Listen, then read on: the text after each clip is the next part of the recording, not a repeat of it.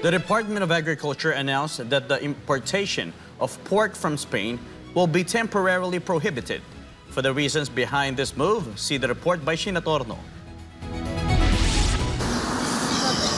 The Philippines is not the only country affected whenever African swine fever or ASF spreads rapidly among pigs. Even Spain, the second largest source of the country's imported pork supply, has also been affected. This comes after the country reported an ASF outbreak. As a result, Agriculture Secretary Francisco Chu Laurel Jr. has ordered stricter monitoring and inspection of pork shipments entering the Philippines.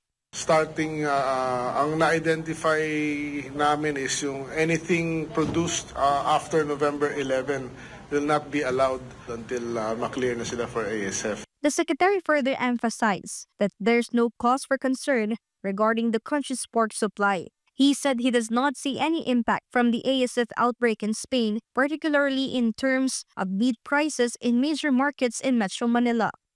Sa effect naman sa local pork supply natin, there is no effect dahil punong-puno lahat ng cold storages natin ng pork. At sa merkado naman, actually stable pa rin yung prices ng pork. It's not, wala na yung 450 na liempo, no? Mas mababa na ngayon ang liempo kasim at pigi. No? So, then as I mentioned, maraming ang imported. So it's, I think this Christmas season, medyo reasonable ang price ng pork, no? Pero siyempre sa demand baka tumaas ng konti. Meanwhile, the planned implementation of the maximum suggested retail price or MSRP on certain imported agricultural commodities on December 1 did not push through. MSRP was only applied to imported red and white onions. However, according to the Secretary, MSRP for imported pork and carrots will proceed on Friday, December 5. If I am not mistaken, from what 370 yata yung liempo at at 350 yata yung kasim. Carrots din, baka 120 rin.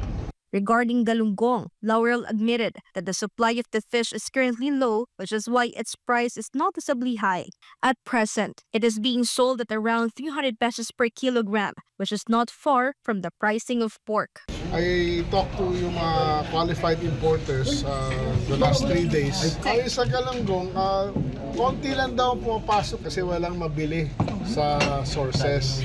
So talagang galunggong will remain high. According to the Secretary, consumers can turn to other alternative fish such as bangus, tilapia, and mackerel or tulingan. Of the expected 55,000 metric tons of galunggong set to enter the Philippines, only about 30% has been imported so far. Hindi, wala talagang supply kasi it's a supply and demand thing Kung kung limited talaga tataas talaga ang presyo. Kasi I'm not saying na bababa yan, hindi naman I'm just being honest about it, diba? But then there's others, because kung ganyan kamahal yan, magmanok na lang kayo.